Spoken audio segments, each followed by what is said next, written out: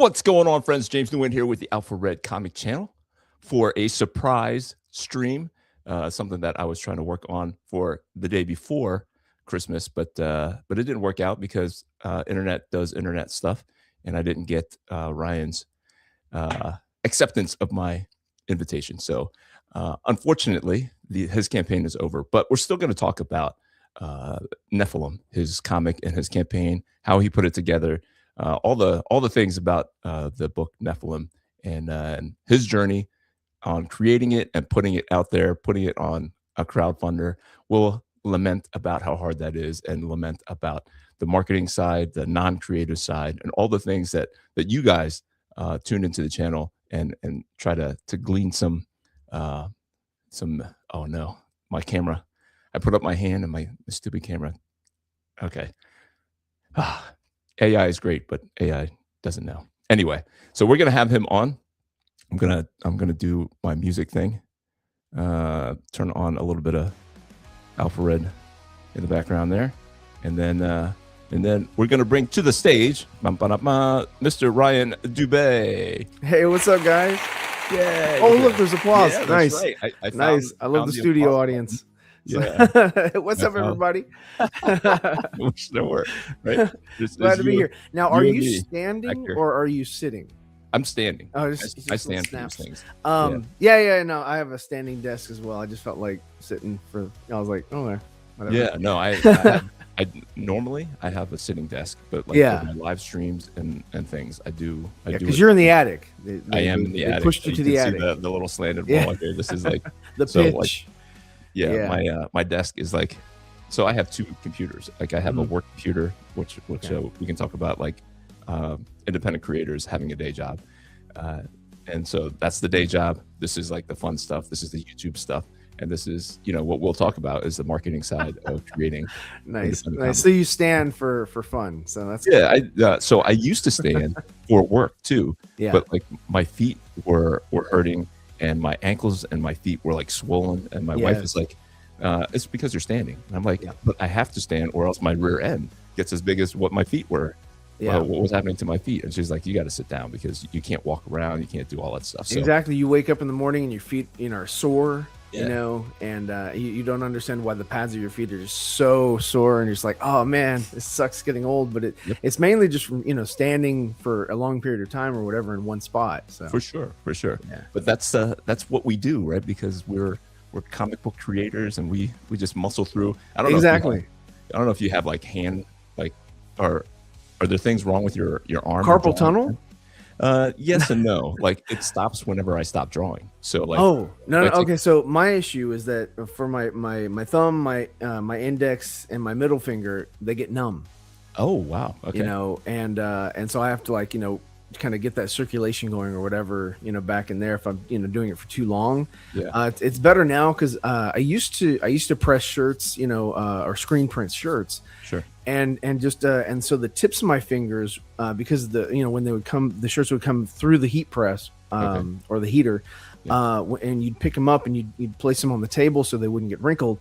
The shirts are scorching hot because they're coming out of like 700 degrees, and so you're touching. I only grab them with both hands, but just with my 3 fingers, and so the tips of my fingers, like I didn't have any feeling for a bit, and I was like, this is not what I don't want to grow up like this. This is not what I want to do. I was like, now, so do you draw digitally or do you draw by hand? Like, how does that? No, I do both. I'm a traditional artist that kind of got into digital art. So I bought a Wacom or Wacom, however you want to call it, Cintiq monitor drawing pad. Okay. And then I have a travel one. And I was drawing. We went on a cruise, and I took the pad on my cruise for the comic, and I was drawing when the family wasn't together, and we didn't have anything going on. So I for the cruise I drew my first cover for the cover art for the comic. So I was like, it's digital art it's definitely there's a learning curve to it. So for sure. The one reason why I don't do it is because of the learning curve. That's like another barrier for me that separates me from a completed drawing. The thing is, the thing is with digital art. So this behind me right here, the Angels versus Demons, Superman family or Kryptonians versus the Bat family, which you can't see because of my name. But I took this from, there was a scene in the Batman versus Superman movie where there's angels versus demons, and I was like, oh, that's really cool. What if it was, the Bat family versus Superman family? So I drew Superman, Supergirl, Calvin Ellis, Steel, Superboy, and I put them on top, and then on the bottom I have Nightwing and Robin and Red Hood and all that, and I drew them in the respective positions or whatever. But that's all digital art, and it really helped me out because that was my learning curve right there. I was like, you know what, I have an idea, I know what I want to do, I need to understand how digital art works so I can implement that, so I can expand my reach as far as like what all I can do. Was it for speed? Was it for like how does it help you? Is it for composition, speed of okay, so digital art is different in the way that it feels. So when I do traditional art, I can there's more control for me because I'm still learning digital art. So but with traditional art, like if I have a pencil, I can control there's pen pressure on the tablet, but the pencil pressure that you have, or the the ink that you're using, or markers or whatever it is, colored pencils, pastels, what have you, you can actually, you can see the result immediately, and you can see how it is. The cool thing about digital art is that if you mess up, you can always go back and like just, okay, I'm gonna clean slate it, right? Delete layer, and start over, and it's like, okay, cool. So but with digital art, it's just sort of like, when I'm drawing, I'd mess up or something, and I'd turn the pen around and I'd erase, and then I'd use my pinky to push nothing, because there's no erase residue. So I'm just like, oh, okay, well, I guess there's nothing there. But it was still a habit, and I still did it. So I was like, okay. It's just something, you just sort of instinctively always do. And the problem with that I have, or I'm still having with digital art converting from traditional, is that you want to, when you're doing digital art, you start with like a pencil layer, and then you change from the pencil layer, and you add another layer. So when you say pencil layer, is that also digital? It's all digital. So when you're drawing in digital, you're drawing in different layers. Like you have your base layer, which is your paper basically, and then you have your first layer, which is maybe your first character, and the different characters can be on different layers. Sure. One of the issues that I would have with is that maybe I'm drawing on one layer, and then I'm like, I look at something else I'm drawing, and I'm like, oh no, wait, I'm drawing on the wrong layer.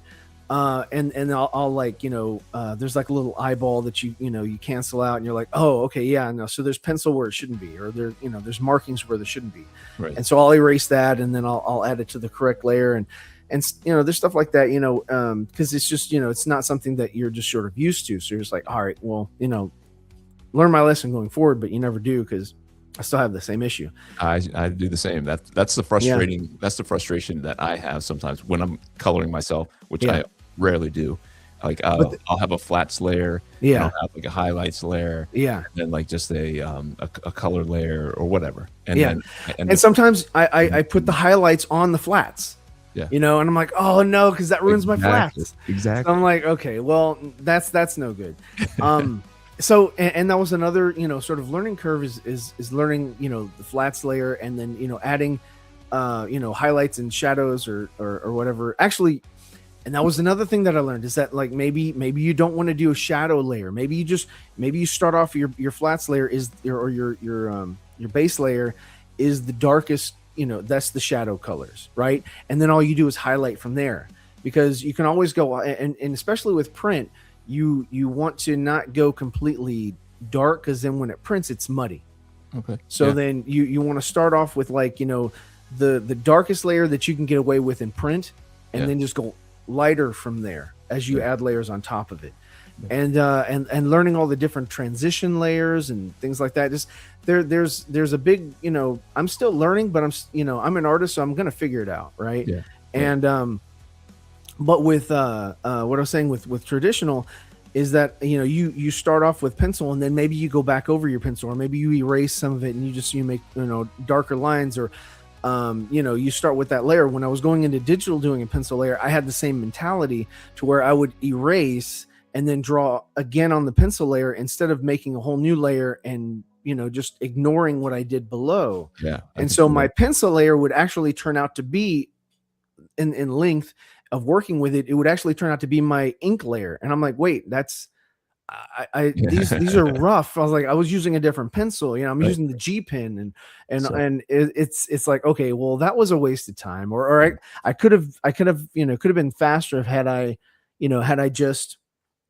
done the whole layers thing, pencil inks layers, pencil layers, and delete, or not deleted, but just kind of like hide the pencil layer so that it's not no longer a distraction or whatever, and I'm not trying to modify it. Another positive thing for digital art is that you can not change perspective, but I mean you can do that as well, but you can also change proportion easier. Yeah. Right. That's one of the things that I've seen that I'm jealous of. The position of the head. Like if you lower the head or you make it a little bit smaller, the body looks bigger, and it changes the whole mood of the image. And so the ease that I see guys are able to do that is what makes me jealous. And I go, oh, maybe I will go digital. And then I'm like, nah. So the traditional caveat to that, or like for like, is a light box. So if you have a light box, you just have your light box set up, and then you turn your paper over, and then there's your negative. And then what you would do is you would draw on the opposite side of the paper of where because when you're looking at an image from one direction, your eyes have a visual of that perspective.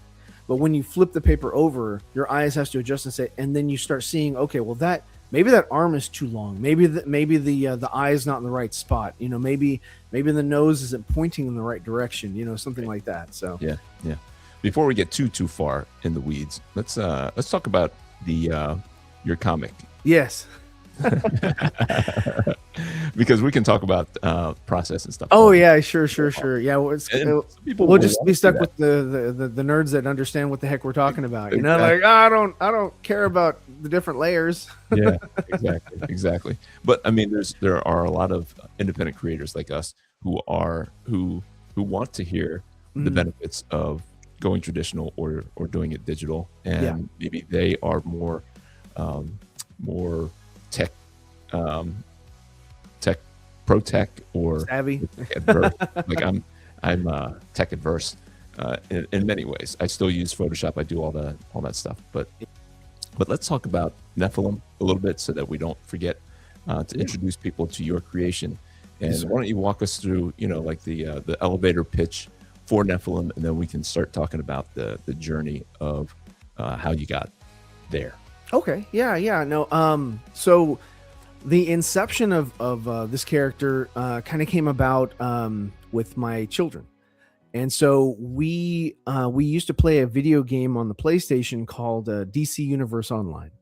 Okay. And in that game, you have the ability to create your own villain or hero. And so right off the bat, you could come up with the way the character looked. You choose its power set, and then you name the character as well. So and then you go out and you run around in Gotham, Metropolis, Themyscira, or wherever, and you basically just go through these missions and things like that. And the character that you created, which is a non-iconic character, it's not Batman, Superman, Wonder Woman, or any of them. They're all there, but you have your own character. Like you could create Alpha Red, and he could run around. He could look exactly like you drew him, right? Yeah. And you're like, oh man, this is so awesome. This, and it would just get your internal creative juices flowing. And you're like, oh man, this is because it was just, that game was just so much fun for us. Yeah. And when it first launched, the community was a little, it was different than it is now. It wasn't, the whole free to play model and all that, or you have, just pay to play or whatever it is nowadays. But in this, we created heroes and villains, and one of the characters that I created was the Nephilim. And I was like, okay, cool. I created the way he looked, and he looks a little bit different, here, because you're sort of limited by the sort of paper doll. A lot of video games have those, where you can modify your character and give them different gauntlets or chests or pants or boots or whatever. Yep. And so I would go through and find the stuff that I liked and thought was okay, well, I want classic superheroes. So that's sort of my sort of I guess intro to the inception of this character. Right. And then it got me thinking. I was like, you know what, let me just kind of dive into this a little bit and kind of explore what the possibility of this character could be, because with traditional comics, if you Spider-Man, Batman, Superman, they always go back and they always try to redo the same stuff, because these are characters that are over in a couple of years over 100 years old. Right. And so how many times can you see Superman coming from Krypton, or Batman's parents getting shot in the alley, and they're even getting there's fatigue in the theater because no one wants to see Martha and Thomas Wayne getting shot for another another time, and the pearls hit the ground, and there's another shooter, and it's the same stuff. It's like, okay, well, how many times can we see this before it gets old? Right. And they're timeless characters because they're characters that were created before I was even born, and they're still around, and they're still trying to have people identify with them. I was like, well, you know what? Like these newer characters like Blue Beetle or, Squirrel Girl or whatever, there's a new audience out there. That's why like Guardians of the Galaxy hit so well, because it was something that no one really knew who the Guardians of the Galaxy were. They were sort of a B-list, ensemble cast or group.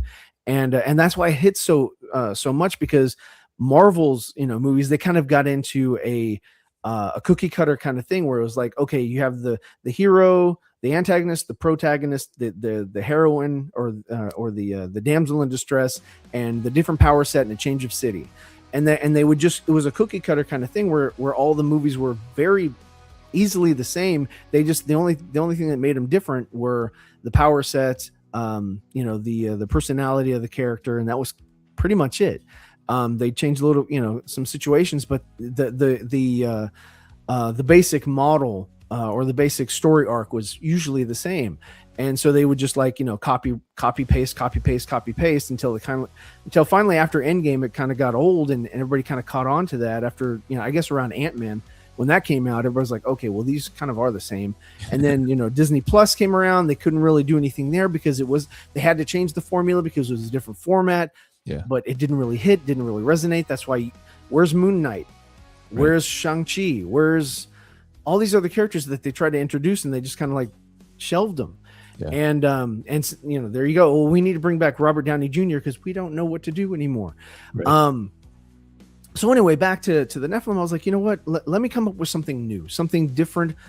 And there is nothing new under the sun, but you can come up with a new twist on something, right?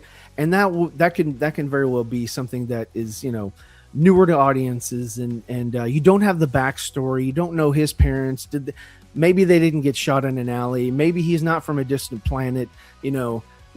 What's interesting or new about this character? What makes him different? What makes him unique? And and that was sort of how I wanted to approach it. And so I started world building. And like I said, this is from 2010, so I've had plenty of time to do so. And so we have our characters, supporting cast, all that, and it's been a fun journey. It's been a really fun journey to come up with the story arc, the story beats. We have 5 comics would get us to the first story arc. 10 comics I'd be able to complete my full intent of the story. Yeah. And this is comic number 1. And this is basically an intro into his world. I wanted to see how palatable this character is to my target audience. And my target audience is roughly about, late teen, early 20s, and beyond. But my target is mainly younger audiences, because I feel like, there's like my son, there's a lot of people that are into manga, and sort of they like those types of stories. But in him sharing some of the manga with me, I see that there's common trend there as well. Where a lot of the manga for me, when I see it, oh, this plays out like a video game. Yeah. So you start at level 0 and you go to level whatever it is to sort of not age out, but to be the height of whatever Super Saiyan, whatever it is.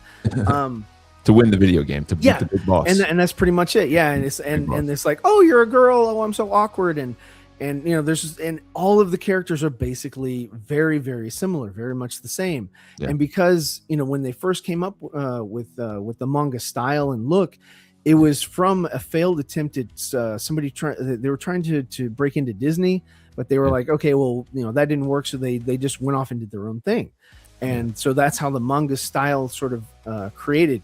I was I grew up with like G1 Transformers and Thundercats and all that, and for me that's sort of that type of animation, which was starkly different from a G.I. Joe. They didn't look the same as far as how they were drawn, how they were animated, things like that. He-Man, other stuff like that. So but with the Nephilim, I was like, what, I would assume the same thing with Alpha Red. I wanted to draw him in the traditional Americana superhero style. Sure. So I didn't want to come up with my own unique look that I knew what I wanted to do, and I was like, what, I want this character to look like he would belong with these other characters that I grew up with. Right. And so that's why he looks very superhero traditional. Yeah. And his look. As far as the story goes, what would you say if you had like, I don't know, a minute with a publisher, and they were going to pay for everything, and you said, hey, this is a comic, like, what is the story? What is that? What is the difference? Like, how can you convey to a new reader who might be open to checking out a brand new superhero, and how would you reel them in with the pitch of, hey, check out this first issue without the reasoning behind why you're doing it? You say, hey, pick this up because, right. I would say, what, pick this character up because, hey, what's going on? Pick this character up because he has a new power set, which is dark light energy. So that's sort of the biggest thing for me is his power set is from something that is not pure, or is something that is ancient, and he doesn't know where he got it from, and he doesn't quite know how to use it. But what I want to show or demonstrate for him is his struggle in how does he use it with his paradigm. And he's a young character that doesn't understand how the world works yet. So he's going to make mistakes. Sure. And how does he sort of, I want to, basically show the reader how he interacts with the world using the power set that he has. Right.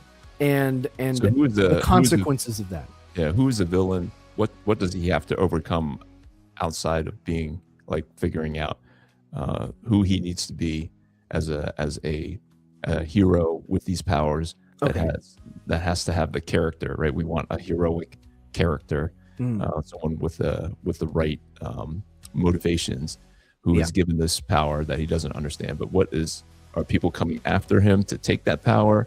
Is there like an ancient evil that's awakened? Is this more sci-fi? Is there supernatural? I mean, it sounds like there's supernatural stuff, or at least biblical.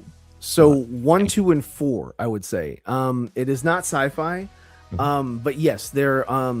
So this comic here is sort of an introduction to his world, and in his world, he's very comfortable with what he's doing, and he's sort of one trick pony as well with the dark light energy that he's using. He uses it for to make knuckle bracers and then also a grappling hook, so that he can get to and from fairly easily, because he didn't have anybody to teach him how to use it. Right. So he's just sort of using this to the best of his abilities, because I mean, when you first, like, same thing with us learning how to draw on a digital pad, we have our tricks, and because we're not going to school to learn how to use these different softwares. Like I just picked up Clip Studio, or Clip Studio Paint. I didn't know how to use it, and so I'm doing the best that I can with what I have, with the knowledge that I have. But he, being younger, has more limited knowledge of what he can do and how he can do it. And I just want to show, like, his struggle on how does he utilize something that does have evil origins. Mm-hmm. How does he kind of sift through that and just say, hey, you know what, I'm going to use it this way, and I'm going to use it for what I consider good. Okay. So there is an evil out there, and the thing with this first comic here, he sort of kind of comes on the radar of this syndicate, and so I wanted to show like the mafia, the triads, just the different types of organizations that are all stemmed to the same root or the same source. Sure. And they're all working for the same source, but maybe they don't know it, right. And so he is eventually going to get to that source, but mainly it's because he's causing so much disruption in their day-to-day activities that he's somebody that they have to take out. They have to say, hey, you know what, this is a nuisance, and so when they focus on him, he then therefore either has to step up or run away, right. Take the costume off, just don't use it again. Yeah. So and he doesn't get to that in this particular comic book, because again, for this one, we're just starting out, and I didn't want to give a complete story arc, but I wanted to set up the character, and I wanted to see if like I said, if this world here was palatable for the readers. And and I'm certainly open to feedback as well. I love the interaction that I've had with people so far on whether it be, usually it's on YouTube, but I mean, it's just like right here, there's him using his dark light as a grapple. Yeah. So but there's so many other things that he's going to be able to use and do with it. Mm-hmm. And I just can't wait. Like, if you look at his hands sort of take on that, that sort of blackness that is, so as the energy is being utilized, it's sort of connecting to himself. So instead of the black lines for the line art, it switches to like white line art. Yeah. And I wanted to show, like, okay, this is sort of there's a visual difference in there's something happening with him internally. Sure. Because he's sort of born with it.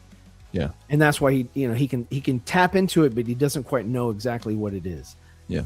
So it looks like the campaign is over. Is there a way for people who are discovering this character, your comic, to be able to pick it up now? Are you going to turn it into a storefront? Like, I am going to for this campaign, there is I have to read up on it, but since my campaign did close last night, there is I did choose an option a while back when I started the campaign, to do a what do you call it, an after closeout, I forget what you call it, like a post campaign, like a last minute, or God, I don't know the terminology that they use here. It's hard. It's hard as an independent creator. Right? Yeah, I saw you had a campaign on Kickstarter, and then now you have a campaign on Indiegogo. There's Fund My Comic. There's a couple of other platforms, and then it's like speaking a different language with each platform. Man, I'll tell you what, with this one, okay, so I know that you're used to putting things on Kickstarter. So I started on Kickstarter, like you said, and the first day that I put my campaign out, I had a couple of individuals that put like a couple $100 on there, like 500 for one guy, and a little bit more or a little less for this other person, and then they would hit me up, and I know that you get a lot of emails. Oh yeah, this is what I would, and so I was new to this, and I didn't have a support structure. I didn't have I was reaching out to the community that I knew. or that I, heard and said, hey, you know what, I'd like to reach out to you, collaborate, whatever. And I wanted, those are the sort of the questions that I had, was like, do you always get people, hitting you up saying, hey, you know what, we do marketing for such and such. And the common thing is that they're all at gmail.com accounts. Yeah. For the most part, 90 some odd % of them are at Gmail. Yeah. And it's like, hey, I've got this, I've got that, if you, hit me up if you want to, basically pay for our services or whatever it is. And 9 times out of 10, I'm sure that that's a scam. Not going down that road. I have, like I said, I have a small number of people that I can rely on, but for the most part, I'm doing it myself. Sure. But yeah, so like I said, on the Kickstarter campaign, there was somebody that on the first night that I made it go live, or that I went live with it, somebody posted like $520, and I was like, wow, that's amazing, but also crazy. And then but they did that with a message that was and on Kickstarter, it's kind of the same like on Indiegogo, but on Kickstarter there's a section on there that's where you can see people's messages. And so the person put a message for all to see. It was like, hey, I'm I've got, blah, blah, blah, and a couple people, and if you want, I like your project. If you want, I can share with my friends who also like backing stuff like this, and whatever. But then they emailed me on the side, and I posted that. I made a video about it and I posted it. I was like, this is the kind of people that, are reaching out. So what happened was they posted that. I said, hey, you know what? Don't worry about it. You don't have to share with anybody else. It's kind of odd that you would ask me if I wanted you to promote my book to other people, because of course I want you to promote my book to anybody and everybody who has ears. But I don't want, I told them, I said, hey, you don't have to do anything. It's all good. I appreciate, the donation or whatever. And even in that, they were like, oh yeah, I could donate more. And I'm like, okay, here's a scam. And then right after that, right after I politely said, no, I'm good. I'm okay. Thank you very much. Let's, whoever we get is whoever we get. They pulled it out. So on Kickstarter, it shows, backer has pulled their funds or something like that. There's a message that everyone can see, not just, the creator, but everybody can see, this backer has removed their funds. Yeah. And so I was like, well, that's, and so somebody else did the same thing. And I was like, well, that kind of, put, like for somebody that I have no track record, I have no prior, you're on, Alpha, Red number 7, number 8, something like that. And I'm at Nephilim number 1. Right. And so no one knows anything about, I've never fulfilled, any of the, any orders or anything like that yet. And so it put a little bit of a stain on the Kickstarter campaign. So I reached out to the Kickstarter, what do you call them, the safety and trust and safety group. And they were like, yeah, unfortunately we can't, because I was like, hey, could you put a message on there, could you remove the message, because I was like, that had nothing to do with me. They were like, and they put on there, they're like, yeah, this person was actually, was operating in a, I forget the terminology that they use, but they were like, yeah, we've confirmed that they've done X, Y, and Z, but they never removed the person's account. And the message stayed on there the whole campaign. So from day one through, the closeout, it was just on there. So I felt like, well, that was that, cause I mean, with people not, you not having a track record, you already have to say, hey, you know what? Trust me to get this product to you. Trust me to get this out. Right. And what would your advice be to new people like you putting out the first project?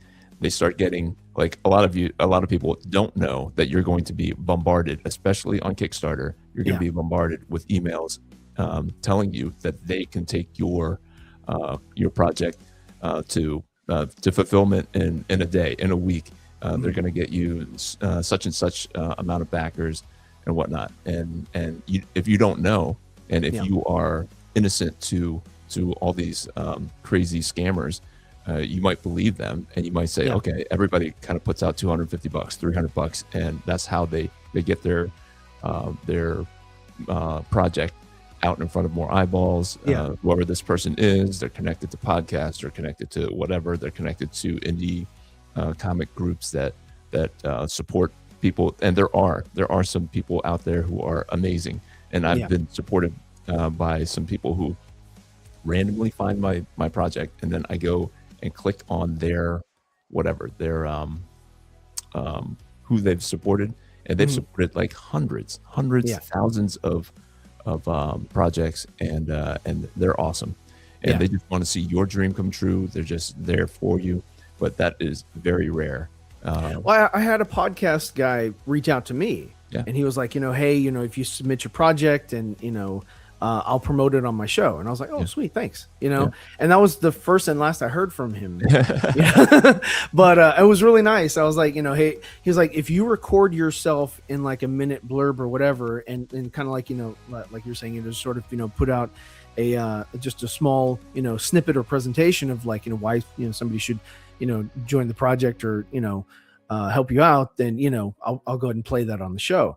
And so that happened. But my advice for people who have never done this before would be to visually on, that other users can see, always present yourself. And I always presented myself, very,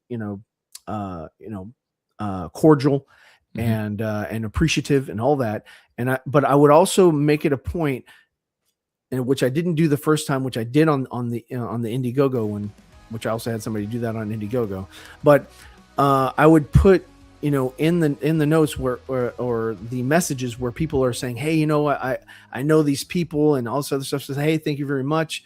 But I'm only communicating with people here. So any correspondence, I'm not going to email you privately. Yeah. Everything is going to be transparent. Let's keep everything transparent. Yeah. And that's one thing that, like I was saying with the other person, I did email them back because I wasn't sure if it was real or not. With the next one, with the one in Indiegogo, it was some person. They said they were from the UK, and their handle, their email was @mail.com, and I was like, @mail.com, that's a scam. So I was like, and lo and behold, the next day they pulled their hundreds of dollars out, and I was like, okay, cool, there you go. But again, don't put the money in. I don't want to see the money. Just leave it. Just take it. It's not a carrot for me. And this is what I told the other person from the Kickstarter scam, was like, look, I'm more interested in more eyes than I am with money, because I know money is the long game. That'll happen just by continuing to do what you're doing. Sure. It might not be groundbreaking, thousands, millions, whatever, but I would rather have more readers and more eyes on the project. Exactly. Because that's the legacy. That's what's going to last. My grandkids might make all the money from the comic. That's fine. Exactly. But my thing is that I'm building a foundation, and the foundation needs eyes. The foundation needs readers. So that would be my advice. Just try to tell people in the little comments or messaging section, all correspondence will only be here. So I'm not emailing people privately. Yeah. So what made you choose Kickstarter first? Why did you go Indiegogo, and do you have plans to launch it on any other platforms? Okay. And before you answer that, it sounded like you had help putting the campaigns together. My son. Okay. Yeah, my son helped me put it together. So. Okay. So I didn't know if you hired a service that kind of helped you with the Kickstarter language. Another thing that I would suggest for anybody starting out, and even now I would still use it, is Gemini is really good. Also ChatGPT, but ChatGPT kind of took a dive in September, but they're very good for helping you, with the language, like you said, on the sites. Like, hey, what does this mean? What, like even with Indiegogo is so much more meticulous than Kickstarter. Like there was a lot on Kickstarter, but I'm so glad that I did Kickstarter first, because that sort of prepared me for Indiegogo. Because if I had started in Indiegogo first, I would have been like, oh, I wouldn't have stopped, but I would have been like, man, this is a hassle. This is because there was a product page, but then there was also a reward page, but it was the same information. Yeah. And there was certain, like maybe little differences here and there. And I was like, couldn't they just combine this and you can put some, so, and again, when I was doing this is so funny. Okay. So Kickstarter was going on strike during my campaign. Oh no. And then when I started Indiegogo, they got bought out by someone else. Bro. So I was like, man, this is like the worst time to like launch something, is like when they're going through these changes or whatever. Right. I was like, so maybe that was the reason why I didn't get so much support from, Kickstarter and Indiegogo was really nice. They reached out, they hit me up and all that kind of stuff. I thought that, and it was funny with the situation with the guy's comments and the other person's comments as well. And then saying, backer removed, their funds or, whatever. I was like, this is your website. You're trying to tell me that you don't have a webmaster, that you don't have somebody that can come in and edit a line of code. They know that they have you over a barrel. There's so few options for the indie creator to go in and try to get in front of eyeballs. That's why Kickstarter is the most popular. They're bigger than Indiegogo by like 5-10 times. Oh yeah, and comics are like a nothing burger on their. Oh yeah. No, it's one of the. We're not raking in the millions. Board games get more eyes. Board games, any kind of tech.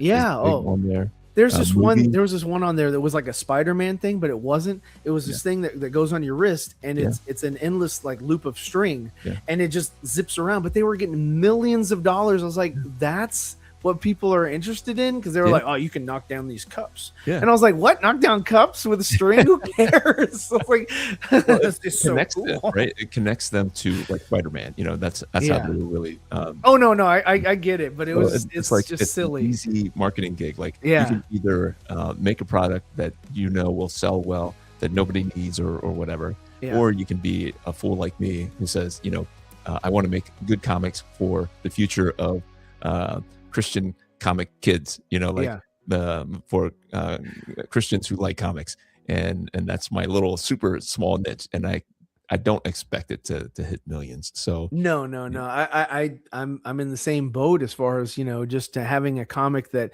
one of my promises that I've told people, but I don't really I don't have it on my website or anything like that, but is that I won't have a lot of gore, and excessive blood, if there's any blood you see, no sex, but of course my characters are going to have relations or whatnot, because you're going to see of course how did these characters come about. Also no cussing.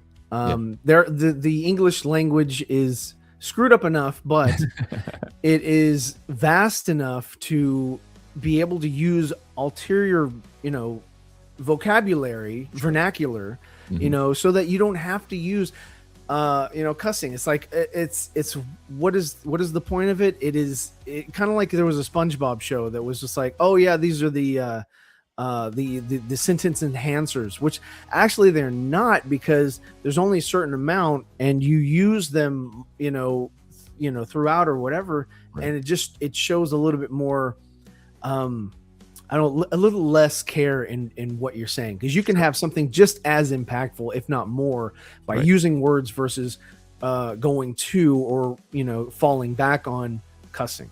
Right. So what was I going to say? Gosh, it was something along those lines about like who your audience is and what your mission is. What is your mission as far as what is going to motivate you to continue past issue number one?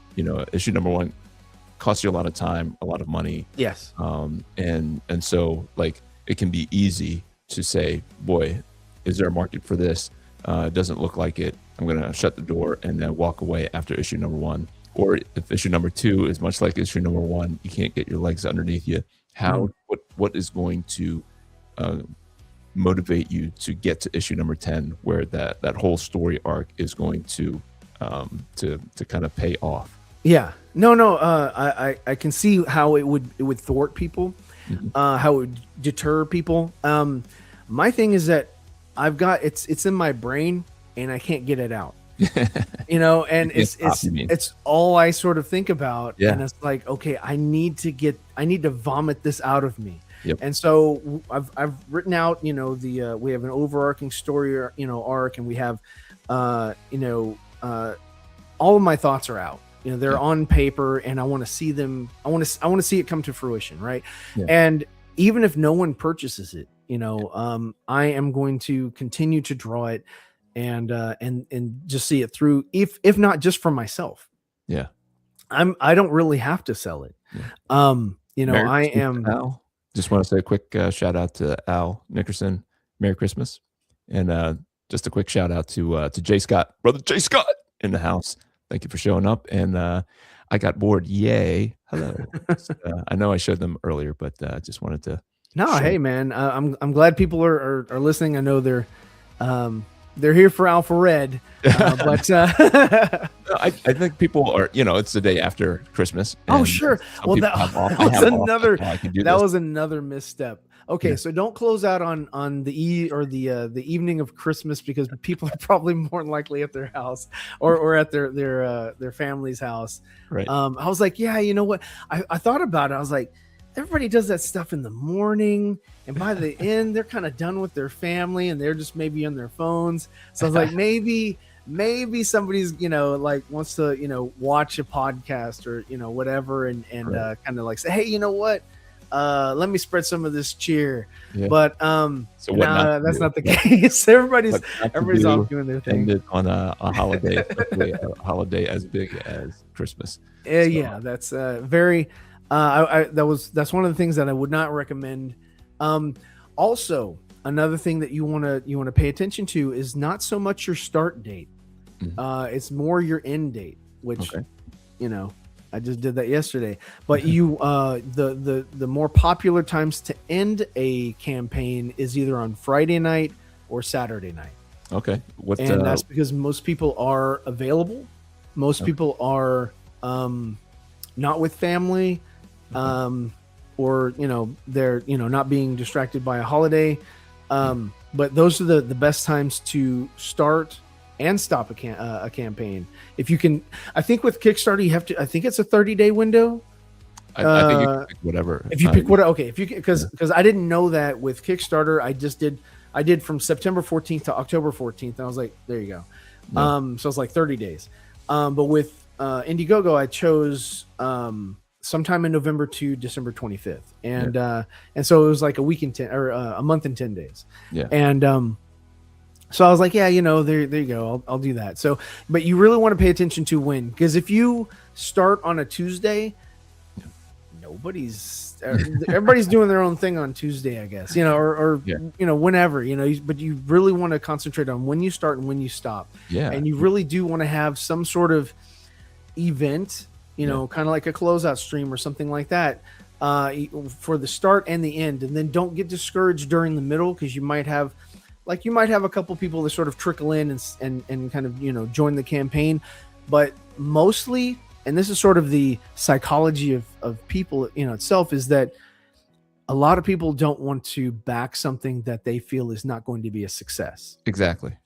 And a lot of people won't back something that somebody else hasn't jumped on and said, hey, you know what? That's really good. A lot of people will go to the movies because somebody else told them that the movie is good. Sure. A lot of people won't. Referrals are the number one. I'm a salesman, so referrals are like almost as good as you got it. Like if I sell insurance to churches, so church reaches out to another church and says, hey, I like this guy. He's good service, good coverage, very responsive. It's like a sale. I didn't have to market to this next customer. It just, like, they call me up and they say, we want to switch. Just make sure it's roughly the same cost or lower. And if I can meet those two thresholds, which is, there's things that you can do to make it match. And Yeah. Boom. Referrals are so important. That's why we get on these live streams and stuff.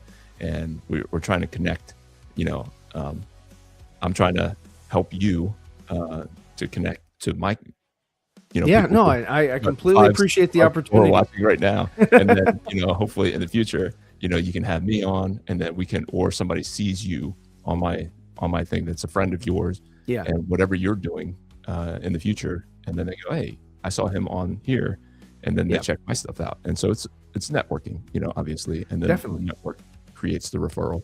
And it's like, yeah, right. it actually is a lot better than somebody coming in back. I'd rather somebody back the campaign versus fund the campaign. Yeah.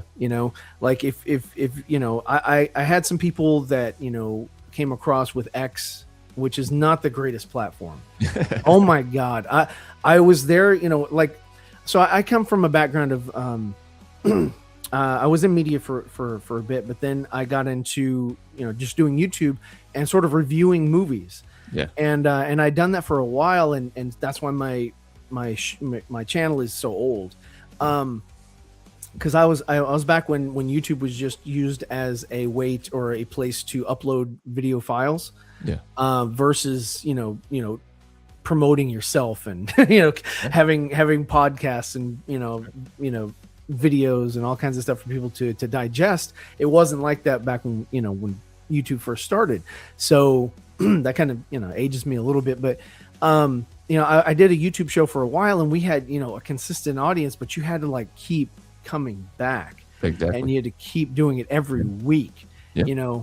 That's all figuring out how to get in front of the eyeballs, because we're so easily distracted, and there's things being thrown at everybody all the time. So how do you stay in front of the eyeballs to stay relevant, to stay in people's mind, so that when you have something that you would like to promote, that your audience is used to coming and seeing what you're doing, or whatever benefit they see in you, to come and consume your whatever content, or come check you out because you're doing something. And maybe it's not the best thing they've ever seen, but it's a consistent thing. Consistency is better, I think. Yes, it is. And then like a big flash in the pan, your super awesome comic lands, everybody buys it, and then you disappear for 2 years.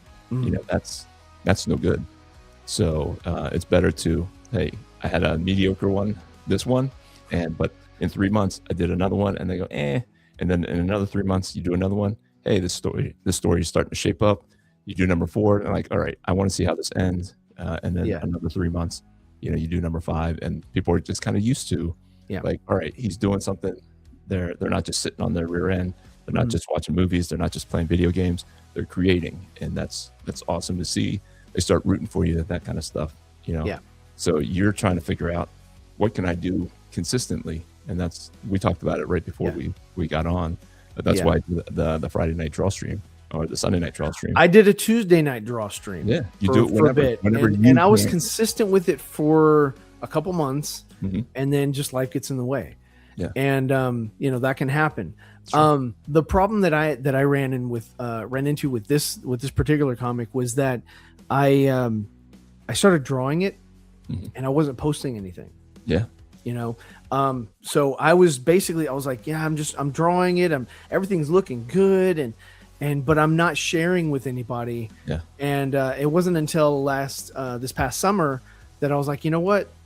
I should start making videos. I was like, I need to get back into this, because it was almost a year. It was almost a year. Yeah. It's how do you present it? Do you just show the picture? Do you just flash the thing up? And it's really, video is we all know. I know that a video stops me as I'm scrolling. A video pops up. Hey, what's this person saying? Oh, they stink at this. Eventually, you don't stink as much as you used to when you first started doing it. Like, just hopefully you have something to say, or say it in an interesting way. And like, hey, this is my new page. Hey, this is hey, I went to see Superman, or hey, I went to do this. Superman, it was great. I saw that Supergirl trailer, and it stunk, or whatever, or I loved it. And but here, check out my comic. This is what I do. however you get in front of those eyeballs, video wise, I think would help out. Something that I'm thinking about in the future. It's just it's another thing, right? It's another thing to record. It's another thing. Do you edit it? How authentic does it come? And that was one of my issues. One of the things that I struggled with was that, like, I was like, hey, okay, so if I'm spending time editing, that means I'm not spending time drawing. Exactly. And I was like, how do I compartmentalize? How do I say this is the time? So what you need to do is come up, and I still need to do this myself, but you need to come up with a schedule and adhere to the schedule. Yeah. Yep. Even if it means that you're not going to be editing from this time to this time, which means your content, who cares? What you want to do is go to YouTube Analytics, and it'll tell you, when do most people consume your content? Well, for me, it's on Saturday morning. Oh, okay. That's when most people look at my stuff. And I'm assuming it's kids. I don't know. I'm assuming, but it'll tell you. So it's like, okay, well then maybe work my drawing schedule around that to where I am recording. I do want to record myself drawing again, because I haven't. I know that they're in the software, it records, as you go. Okay. But what software do you use? Okay. So for this particular project, so I've been using Photoshop and Illustrator since 2001. Okay. And that's what I'm proficient in. But then I got together with a friend of mine who's into manga, and they draw their own manga. And so they told me about another software that I'm kind of fluent in now, which is Clip Studio. So Clip Studio Paint is what I drew this comic with. Okay. And I did this. This right here is completely Photoshop. Okay. So this is Photoshop, and I'm great with Photoshop as far as just understanding how it works. With Clip Studio, there's a little bit of a learning curve, but since I already have background in Photoshop, it was a little bit. I just had to learn where the tools were that I needed. Yeah. But a lot of the drawing pens can you record from Photoshop? You can. Okay. You can. It takes up memory and it takes up space, but you can. There is there's a setting that you can turn on or turn off to where you can record as you go, and it'll record your strokes. It does, and so you can do that, or you can do what's easier is and I guess with this whole AI thing now, that's going to be an issue with a lot of people. But you can do the thing where simply you have the line art with a white background, and you erase the white, and it reveals the color underneath. Oh, okay. And so like a lot of people don't. They're like, wow, you're just using a paintbrush and it looks amazing. It's like, no, all they're doing is erasing the white layer and the reveal. And I did that. I did that on I had some TikTok videos, and I did that with when I was promoting this. Yeah. But what they're doing with AI, since it's being become such an issue for a lot of creators, is and AI is a useful tool. Sure. I don't slam it. It is a great resource to help. Yeah. If you're using it to do the work for you, to where you're not doing any of the work, but AI is doing it, then it is not a good source. Don't use it that way. Yeah. But it is definitely it's to me it's like a if I want to learn how to color and I learned this through Photoshop and tutorials and AI is I was learning how to color windows and glowing windows at night. Oh, okay. And I have it to where I got a pretty good idea on how to make it look like I can see the walls inside the apartment or room or whatever. Okay. And I was like, wow. So I did that on a cover, and I did that in the comic book as well. Right. And I mean, I don't know if it can zoom in, but maybe I can. Can let me see if I can let me present. I can do that. So I can kind of visually show you what I mean. But yeah, I learned how to do that using hold on, I'm gonna share a screen. So you don't have to put me on. You don't have to put me on blast. If I can find out where I put it. Instagram, is that it? Hold on, I'm checking. Here it is. Here. No, here. I'm gonna present my screen. which is share screen. And I'm going to share this. And you'll see that pop up in a second. Down below. There you go. Okay, so if can I zoom? Yeah, I can. Look at that. Okay, so if you see, that looks like you can see inside the room. Okay. And if you go down here, you can kind of, it looks like you can see inside the room. Oh, like okay. there's the doorway, you know? Yeah. And same with this, there's the that looks like a light, you know, that looks like a light, that looks like, you know, there's the floor, there's the doorway, there's the other. Yeah. So that's sort of, it's a trick just using color. Yeah. And I was like, yeah, that's pretty cool. And let me show you a couple Easter eggs here. Let me see. So I don't know if you recognize McDowell's. Is that from, it's from a movie. Yeah, the Coming to America. Yeah. Joe's Pizza, 29-minute delivery guaranteed. That's Spider-Man. Spider-Man. Yep. Yeah. Flynn's. So if you remember Flynn's, I don't. Okay, so that's Tron. Oh, okay. Yeah. And then you got Ray's Occult Books. No. That's Ghostbusters. And then Smart Tech, which is 40-year-old virgin. Okay. And then the bank. Oh, over here. Let me see if I can. Yeah, that right there, the bank. That is from Batman the Animated Series intro. So, okay. So if you, but I have a whole bunch of, you know, I got a DeLorean down below. Yeah. No, that's the fun of doing independent comics, right? Because I put, not only do I put my friends and things in there, I put, I mean, I could show you some Easter eggs, but I don't want to get in trouble. I don't want to highlight, you know, putting Batman and Superman and Spider-Man in there in silhouette form, or, you know, like you'll see. Well, you can definitely do that. And what I've learned through copyright and trademark laws is, and I have another image of Batman, Superman, and Spider-Man, but I'm covering up their trademarked logos. Okay. And so because you cover up their trademark logos or have them in silhouette, yeah, you don't get it. There is no copyright infringement. Okay. Because you're you know, you just have them in logo only, and that could be anybody, you know. And that was one of the reasons, or that was one of the things, of why I came up with my character and made him look the way he does. Yeah. Is that, you know, he's got, people were like, oh yeah, that looks like Batman. I'm like, not really. It sort of looks like a kind of a Batman speedster, if you can see his ears. Yeah. And oh, hey. So here he is. And yeah, I just wanted to give him his own look, so that if you could see him in silhouette, you could still recognize who he is. And that's how Batman works. That's how a lot of characters work. So when you're doing character creation, you definitely want to look at your character in silhouette and say, hey, is this character still recognizable? What about this character is recognizable, translatable to the eye? Yeah. And so that is, and that was the same thing for his emblem.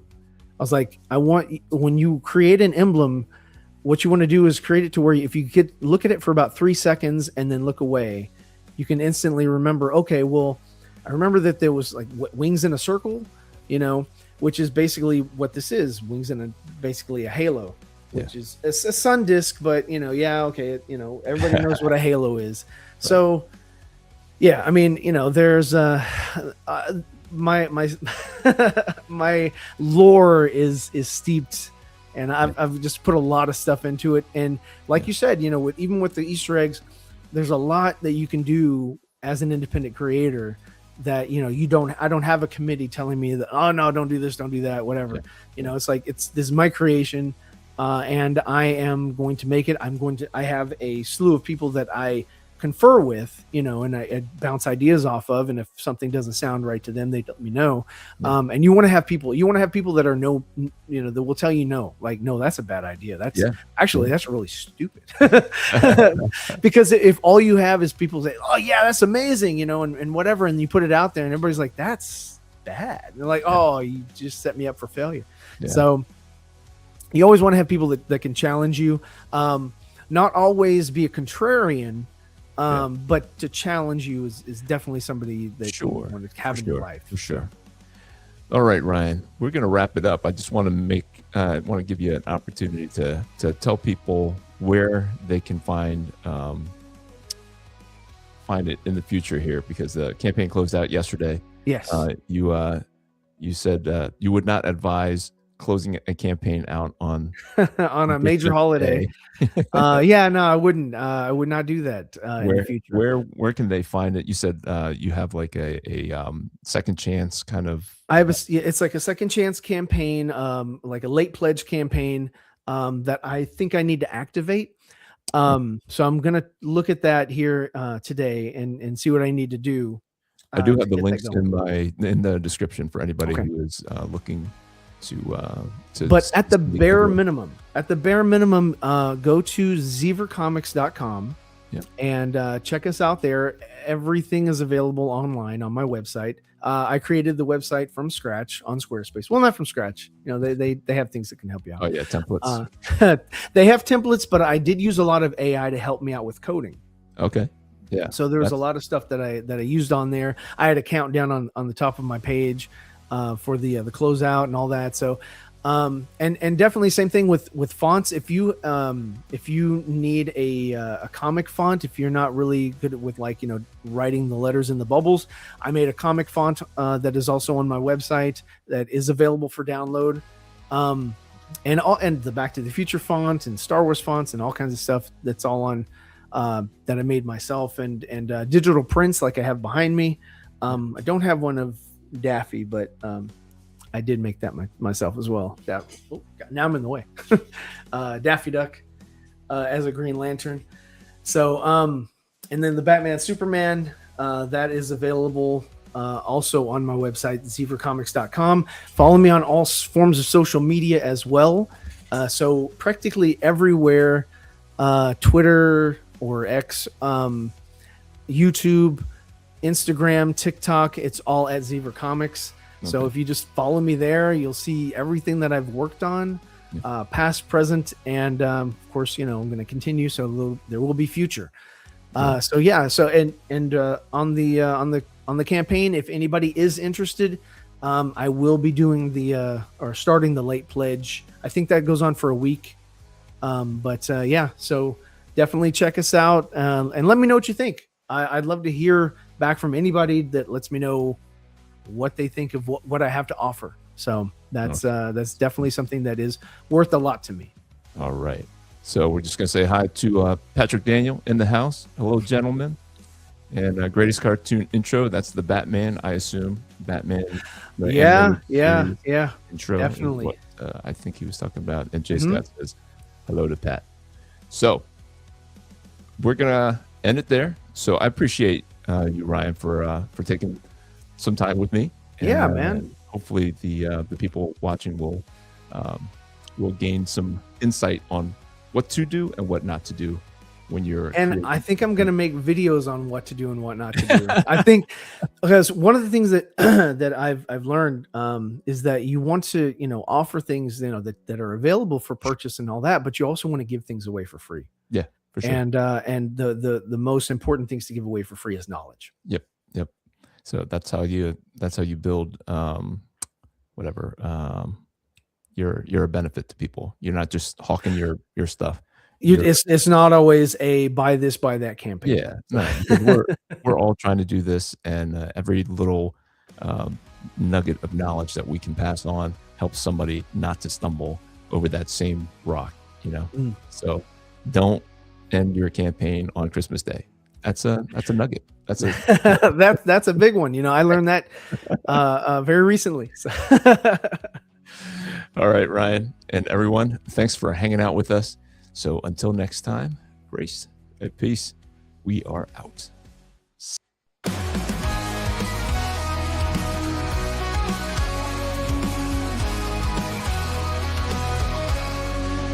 From the shadows he rises with courage in his heart, a beacon of hope.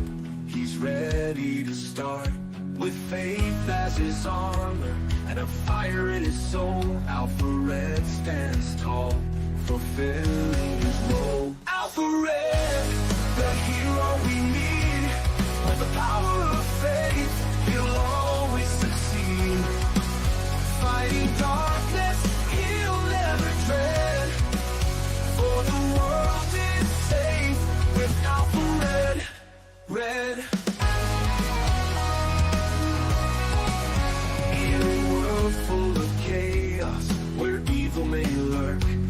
fights for the righteous, his mission and work. Guided by God with strength from above, he battles the darkness with unyielding love. Alpha Red, the hero we need. With the power of faith, he'll always succeed. Fighting darkness, he'll never dread. For the world is safe with Alpha Red, Alpha Red.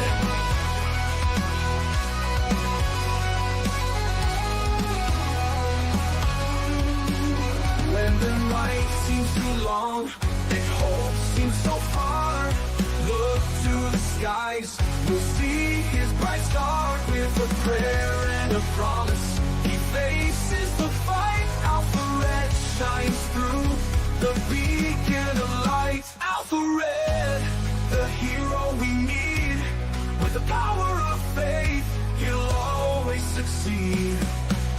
Fighting darkness, he'll never dread. For the world is safe with Alpha Red. So stand tall with courage, let your faith lead the way. With Alpha Red beside us, we'll see a brighter day. For evil may tremble, but never forget, the world is protected by our hero, Alpha Red. Alpha Red.